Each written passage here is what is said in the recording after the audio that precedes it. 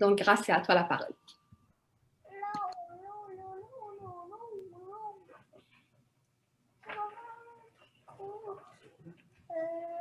Vous allez bien? Oui. Et donc, l'histoire que j'ai pour vous aujourd'hui, c'est une courte vidéo qui parle d'un petit garçon qui s'appelle Mathieu.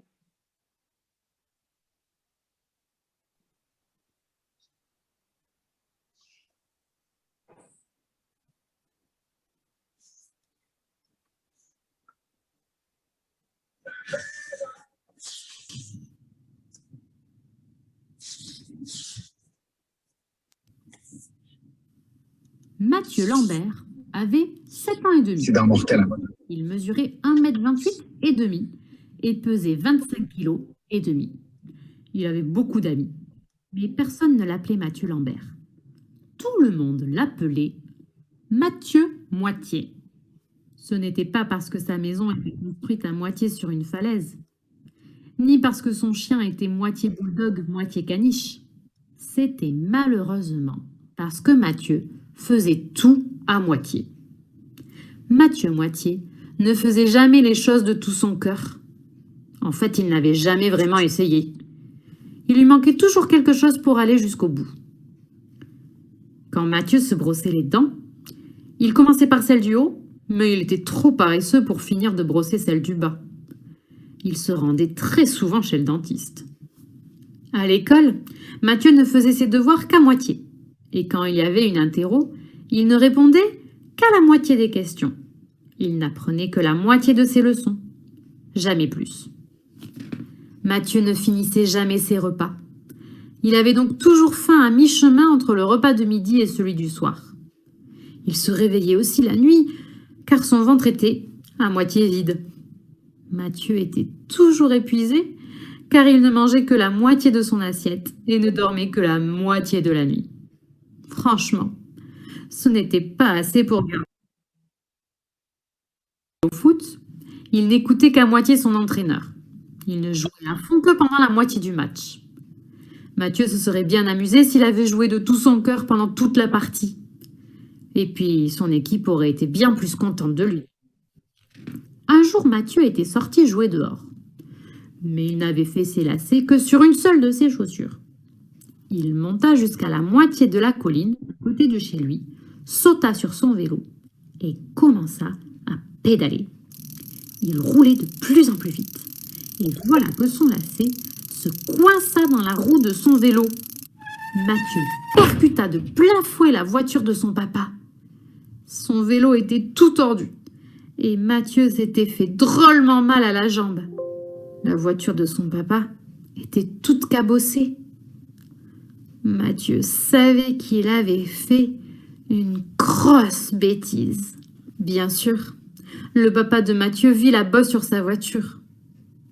Il demanda : « Mathieu, sais-tu ce qui s'est passé avec ma voiture ?» Mathieu ne voulait pas mentir, mais il ne voulait pas non plus avoir d'ennui. Alors il répondit : « Je n'ai vu personne percuter ta voiture. » Mais ce n'était que la moitié de la vérité.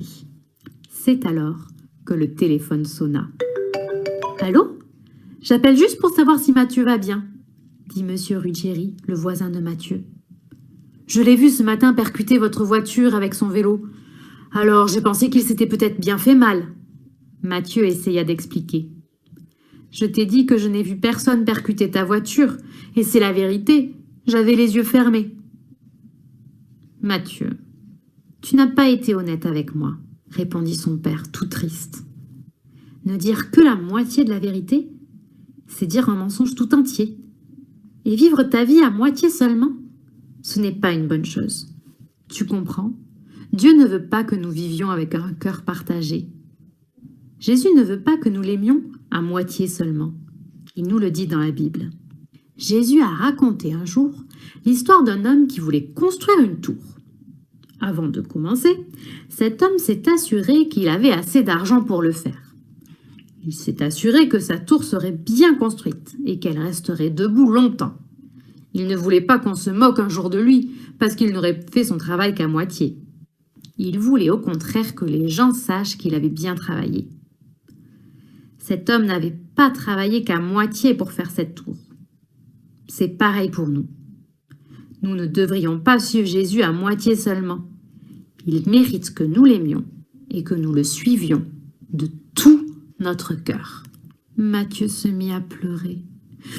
Mais je n'ai jamais réussi à faire les choses en entier. Dieu sait qu'avec nos propres forces, aucun d'entre nous n'est capable de l'aimer à fond. Alors il nous a envoyé un ami qui s'appelle l'Esprit Saint.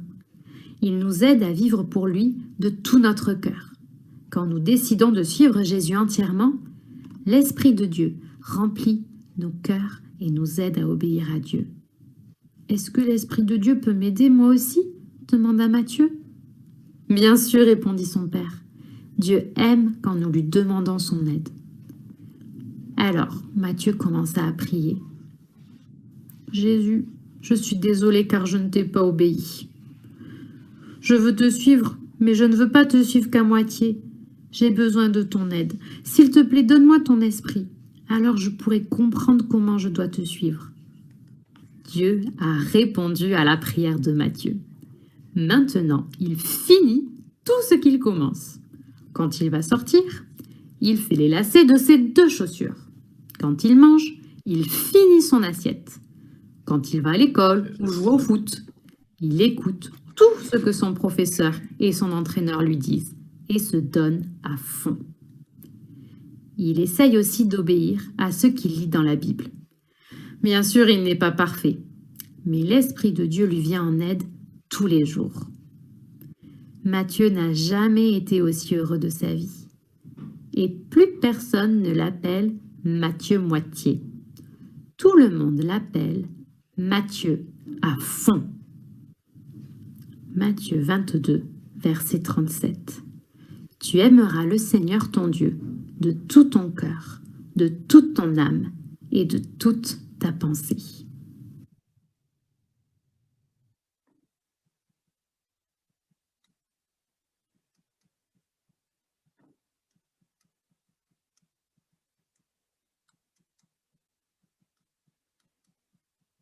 Amen.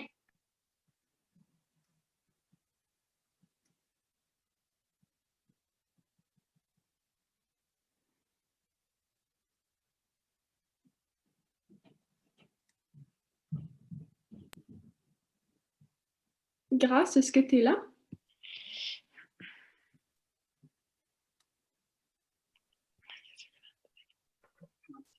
Désolée, mon ordi est un peu buggé. Mais est-ce que quelqu'un pourrait me dire la morale de cette histoire?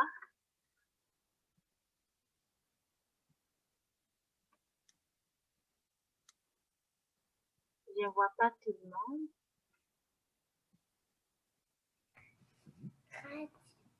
On peut toujours aimer Dieu. Et quelqu'un d'autre aimerait dire une morale qu'il a trouvée? Il faut toujours prier quand tu as besoin d'aide. Donc, c'est ça. Moi aussi, une morale importante que j'aimerais répéter, c'est qu'il faut qu'on aime Dieu de tout notre cœur et ne pas faire les choses à moitié. J'aimerais prier pour nous aujourd'hui.